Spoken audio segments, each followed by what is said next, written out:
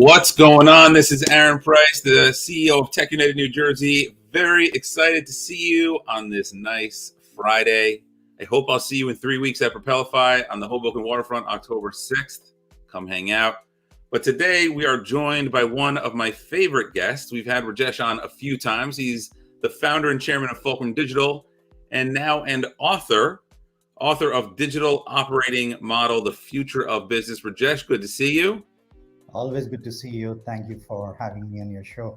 For those who have been with us before, you may not recognize Rajesh because he has retired his previous glasses. Upgraded, just refreshed the look. I like these also. Thank you. How many different styles of glasses? Like, how long do they last? Well, it's a transformation, right? So it's because of the book. Because of the book. So there will be new version always coming up, right? So when you're a digital transformation, you're your own transformational journey. So it's all about mood. It's maybe a year, maybe 2 years, but it has to always change, And then when you feel it, you move on. I get it. Well, it's good to see all of you wherever you're joining us from on social media. This streams to a variety of platforms. If you have questions or comments, please drop them into the comment section of wherever you're watching, and we will do our best to weave them in throughout the show. So tell me about this new book. What inspired you to write a book at all? Because that's a serious time commitment and amount of focus required. And then why this focus? Great. Yeah. You know that I have been building our company for last 20 years. And in this process of building the company, we transformed so many customers from 50 million to 10 billions, $20 billion size companies. And when you work with them and help them transform their businesses, you tend to find common denominator across the companies, And then you feel like, sure, we charge hundreds of thousands of dollars for doing this kind of jobs, but can we put together this common denominator in a format where worldwide readers can read it for $30, right? So trying to bring all the insights, knowledge, failures, approaches so that, we can bring the knowledge in the hands of people who are every day getting challenged to transform their businesses. So that was the whole idea. That makes sense. So I'm wondering, before then we get into some of these specifics, especially for those who haven't joined us before, just share a little bit more about what exactly it is that Fulcrum is hired to do, where you were able to glean some of this insight and refine these processes. Yeah. So when we, align with any companies, mid-size, large or small, we act like their digital doctor, right? Doctor means we need to assess their IT landscape. So that's the consulting services we offer, 4 to 6 weeks of assessment exercise. Once we assess it, then we help them either buy the right platform or help them build the platform and implement it, So we build or they can buy from us. We have both the offerings. We have certain SaaS platforms which they can rent from us, and if they want everything custom, then we can build the platform for them. So that's what we do, building the products for them, and then finally we can maintain and run it for them, right? So these are the 3 offerings we have in the businesses. So we become their enterprise partner and IT partner for a long term when we join hands with them. Yeah, that makes sense. So obviously you're trying to make these practices and this idea of being a digital doctor as accessible as possible. Yeah. So for those who are not specifically in a tech business, what could they get out of reading this book? Yeah, it's a simple book. It's a lot of complex thing has been simplified in this book. Many of them would have read so many books out there in digital space, but when they read this book, they would know where the world is today and where it will be in the future, and what is the path other companies have adopted to grow their own businesses. So it's more of a storytelling to simplify the complex technology. So that's what they will find it interesting. It's a lot of stories inside the book which will inspire them why companies failed, why they succeeded, what were the milestones for them to grow. That makes sense. I mean, what would you say to simplify? What does it mean to implement a digital platform strategy? Yeah. Will this So, book open their eyes to, oh, this is, some people hear those terms if they're not a digital first person or entity and get right. very nervous. I don't know what that means. We're not good at that. Does this book help some of those folks as well understand what it means to make that happen? Yeah, so we have attempted for that just to make sure they simply understand, as simple as shopping mall example we have given in the book. Everybody is familiar with shopping mall, and we have correlated shopping mall with their business platform or digital platform. Yeah. Before shopping mall, they would go for shopping at different places, right? 5 miles for one thing, another 10 miles for another thing. The shopping mall brings everything together at one place. They park the car, they do the shopping, and they're done for the day. The Yeah. same way, the digital platform strategy is when customer comes to the businesses, they don't want to be running around for everything. They want to come to the business for one thing at one place, and they should get everything. And if they get it, your business is matured digitally. So Yeah. that's the kind of simple kind of analogies we have used in different chapters, so people can get it. Technical guys, business professionals, executives of companies, and entrepreneurs, they all should understand simply what does this mean. Yeah, that makes sense. So, can you share what are some of the methodologies that you use for coming up with business processes? How do you implement scale with these things? And again, how does the book help provide this kind of roadmap and insight into making that happen? Of course. So there are two parts I will address it, right? One, I mentioned in my opening pitch that when we worked with all sizes of the companies, we realized there is a common denominator for growing the business. And what businesses want? Everybody is in the race to grow exponentially. They don't want to grow linear way. And that's where the digital platform comes into play. That gives them the tool to grow exponentially. Now, what are the ingredients in making a digital platform? It revolves around three elements. One is called culture and people. People think digital is all about technology and platform. In this book, they will learn before even technology platform, it's a mindset is equally important. So that culture and mindset is the one element. The second one is business platform, enterprise business platform. They got to think their business end to end and transform all areas of their businesses, not just one area. So how do they build platforms? So that's the second element. And third one is innovation. What is new today is going to be obsolete, right? So you have to continuously innovate, find new ways to inject in your business so that you are always ahead of your competition and building a new method in the market. So all three, when it starts working in the right motion, innovation, digital platform, digital mindset, then the dom in motion, we call it, it starts to help you move from level 1 to level 5. So Yeah. there are 5 levels of maturity companies have in this industry. We have defined that 5 is the maximum level. After that 5, there's no level 6. 5 is the continuous maturity model. So once you reach level 5, you are disrupting yourself. You are finding new ways to challenge your own company, and that's the pathway we have created in the book, and helping companies to move from, some are in level 2, how do they go to level 3, some are at level 3, how do they go to level 4. So those are the mantras and recipes have been given in this book.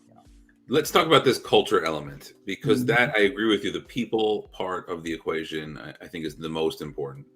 And Right. how can companies, what are examples of things that companies can implement day to day to infuse a digital first thinking approach to inspire employees to be thinking about innovation and where their business can be potentially going? Because I would think you'd agree it's a team sport. So how do people create this culture of being of innovation, of innovative and digital? Yeah. So the way it starts at both places. It does not start in the corporate office and executive offices, and it does not start at the frontline workers location, right? It is both ways, the top line and the front line. Both have to work together for bringing digital mindset change. How that works, executives will have certain vision and direction. They want to bring it down. Frontline workers also have their perspective, looking at the competition and bring that value to their corporate office. Once you have a transparent channel to communicate, collaborate, and commit, there are three C's of doing it, right? Commit, collaborate, and communicate. Then you try to bring the digital transformation, digital mindset. And in digital mindset, you have an ability to accept the failure as if it was a success for you. That nature or ability to accept your people's failure is the mindset change. If you criticize the failure, you continue to blame it, that you always played a game, you always succeeded in the business, that's not digital mindset. Yeah. Digital mindset is, okay, you took 5 steps. Did you fail in three? How did, or fail in two? And how did we accept it? And how did we carve out a new step for ourselves so that now we can be more successful? And then how do we cherish that success? Then you reward, recognize, and then grow faster. That inspires the whole company, frontline and top line, to be on a change management path. I'm so glad you brought up failure as the sort of key ingredient here, because early stage companies tend to embrace failure, and the more mature a business gets, it seems to directly challenge the ability and sometimes desire to fail. And I think that what you're hitting on is maybe the most important piece here, which is creating this culture where that's not just accepted, but a celebrated part of the innovation process, right? Yeah. And I'm curious if you would agree that I think that does need to come from the CEO specifically. I mean, if you boil this down to the individual employee, and they're thinking, how am I doing in my role, and how does my manager think I'm doing, etc., and they're perceived as having been a failure, they feel like their own individual job might be at stake, right? So, reinforcing this idea that the organization embraces failure. Obviously, you want to figure things out eventually, but that it's part of the innovation process. And that, I think, that makes a lot of people very uncomfortable. Yeah, of course. That's why in today's world, you will see that there are new roles evolving in the company. There are CIOs, but then there are CDOs, Chief Digital Officers. The difference between CIOs are that's building, running the IT systems and stuff. Chief Digital Officers, they work closely with the CEOs, because CEOs have that mandate to bring change in their company, and change does not come easily. That comes by riding so many failures. So that digital officers must have the mindset and blessings from the CEO to bring that change, the change of bringing and accepting failure. If you try, and it could be that CIOs could become a CDOs, of course, there are good CIOs who can be, but there are some CIOs, they are happy running the IT, building the IT, managing it, keeping lights on is also equally important. But that's a CIO role, right? So digital role means change, ability to accept failures. Because what happens in change, you try new stuff in your market so that your competitors don't have that advantage, right? And when you try new stuff, you're bound to fail. It's not tested method, right? And an ability to bring new ideas and failing on those ideas are the digital method, because those things will help you grow exponentially. New ideas will all of a sudden bring some exponential growth.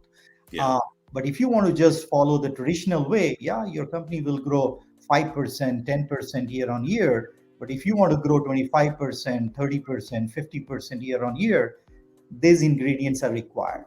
Yeah. Ability to bring new ideas to your businesses. It's interesting you brought up the CIO CDO differentiation. We've seen some organizations where one person has that title, Chief Information and Digital Officer, which I've always found a little curious. Do you think that that's a flawed approach, or you think that absolutely can work? It can work, but that CIO must have somebody else running and managing it. If he himself is doing both the job, then he's not set for success. Just giving the title CIO and CDO is not the right thing to do. You can just call him as a CDO. There's no need to call CIO then, right? Yeah. And have some junior guy who is a CIO reporting into CDO and say that CIO and CDO is together, right? So, but you must have another person running because it requires a lot of process, cadence, discipline to to keep the lights running, lights on, keep building the new systems. That itself is a big process oriented job, wherein innovation, bringing ideas, that's a different kind of landscape, right? Yeah. So maintaining both the hats could be a little challenging, but can somebody do it? Well, of course, people can do it, but not same person should not do it, in my view. Can you share any sort of aha moments of clients that you've worked with where they've said, you know what, I get it now. We've implemented some of these strategies. We've been building our digital operating model, and you've implemented that this process for them. Any aha moments that you can share? Yeah. So one I remember is in the school business. This company was catering to, say, like 30 school districts and maybe thousands of students and serving the food. But the way they were serving, it was labor intensive. Every time they will add another 10 school districts, they have to add X number of employees in their company to serve that. The moment they get the digital platform, from 30 school districts, now they will be serving to 200 school districts, where they have to add only X number of employees. But the big aha moment is now the kids are getting meals of their choices, which was, they were not able to provide that. Now parents can decide in the morning 9 o'clock what their kids will be eating at 12 o'clock, and they can select that, okay, I don't want my kid to have this nuts or grain or whatever, and their selected menu is getting served, recipe is getting served. That's a great aha moment to all of us, the people who are involved in the supply chain, from schools to parents to our employees. Everybody feels very satisfied on the digital platform, that Yeah. it gives the ability to solve something which was not possible manually. So I mean, I don't know if I could think of a less tech forward business than the school lunch. yeah. So that's a great one. Yeah. Is there something, I'm curious? This is obviously a hot topic in general. Right. Is there anything that's generally common wisdom or practice in market that you come across and you find you strongly agree with? This is just, I always come across this. People think it should be done this way, and it's one of the most common things that I try to fix. Yeah. So when somebody, as I said, we are a digital doctor, right? And a lot of people, they come to us and it's like a patient. They will tell you I have a headache, but the reality is headache is something else, right? There is a stomach issue. That's why they have a headache, but the symptom is headache, right? And a lot of times when we go to businesses, they are all finding those kind of treatment for headache, but they are not solving their root cause problem, and that stays with them, like either the mindset issues, platform issues. So when we hear all these problems, we continue to ask questions until we have a full picture of the landscape, where the problem is, where the issues are. And then you can't change everything. You need to give them the roadmap to change. Like the way health, you can't fix everything in one go unless it's a crisis, right? So you give the roadmap, you give 30 days for diet, medicine to work, and then it works, right? So same thing in the business. That's the very common problem we found in every business. Is they will say, we want to fix the CRM, but the reality is their backend has a problem, not the CRM, customers relationship management, right? So how do you fix the backend so that CRM can be more effective, right? So that's the common issues we continuously face, right? And people will come and just say that we are a great technology savvy company. We just transformed our business. I said, okay, what did you do? Oh, I just bought Salesforce and we are transformed, Okay, great. Salesforce helps you in transformation journey, but that's one step towards it, so. I totally agree. So in writing this book, any lessons for, we have a broad community. I think there's some aspiring authors, and I know there's several active authors in the community. Any recommendations you'd give any of them on certainly first-time authors on endeavoring to set out to write a book? Oh boy, of course. I think I can write a blog about it, but It could be your next book. next book. How to write a book. The big one is, once you commit, don't go back. And it's a big commitment. Either don't commit, but once you commit, don't go back. And And it's so once you have committed and declared to yourself and people, loved one around you, then you are stuck with your ideas and belief and everything. You've got to do it. It will Yes. take time. It took me time. It took me more than 2.5 years to write it. um, and during the process, things are not clear to you. It's evolving as you go along, right?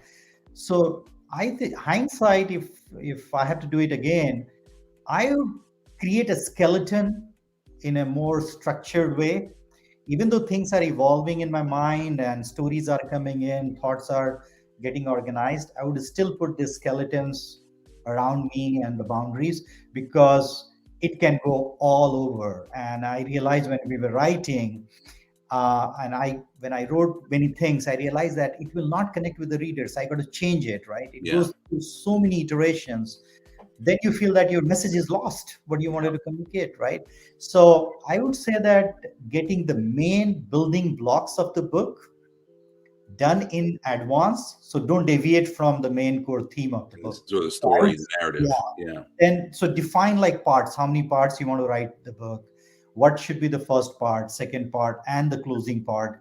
And once you have created the framework, now get inside it. It will just take time, years, months, whatever, but Yeah. you'll finish it right structure and right book.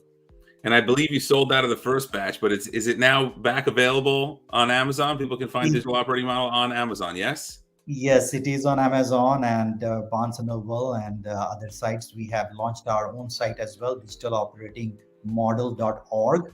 So as we sell number of books, every proceeds goes for charity cause. So we give it to nonprofit organizations who are helping in Africa, Asia, and all of the even in the US, people who are not digitally savvy to learn the digital skills. So that's the cause we are supporting. People who are in slums, they don't know how to use mobile phone. So we teach them how to use it so their lives can be also better, because we That's believe awesome. that everybody's life should be better with digital. So that's what we are supporting. But the book is out there. I keep receiving some, report from our publisher, and they say book is doing well. So far it's encouraging. That's great. Well, I would encourage everyone in the TechNeti community to check out Digital Operating Model. Even more so, our mission statement ends with to build a better future for all, and the idea that you're donating the profits to nonprofits that are running supporting such good causes is perfectly in line with the mission of what we're about. So I think it makes sense for those in our community all around. So Rajesh, thank you very much for joining us. I know you are often in New Jersey, but based on your background, I'm going to go out on a limb and say you're back in Florida. So I hope you're enjoying it there. We're starting to get to the fall here, but enjoy a lot of good foliage back there. It looks good. Yeah, as you know, my two legs, one in Boca and Florida and one in New Jersey always. So Monday I will be in New Jersey for a week. And then again, following week I'm in Jersey. So always shuttling, but enjoying both sides of the world. Weather is sometimes good here, sometimes there. So. Well, we're happy you're part of the Tech United New Jersey community, but as you know, we're not, we don't do this just because in New Jersey we have a high bar of excellence no matter where people are based. So even if you were in Florida, we would still be happy to be sharing best of breed information with the audience. So thanks so much for joining us. Congratulations on the book and the new book and look. I don't know.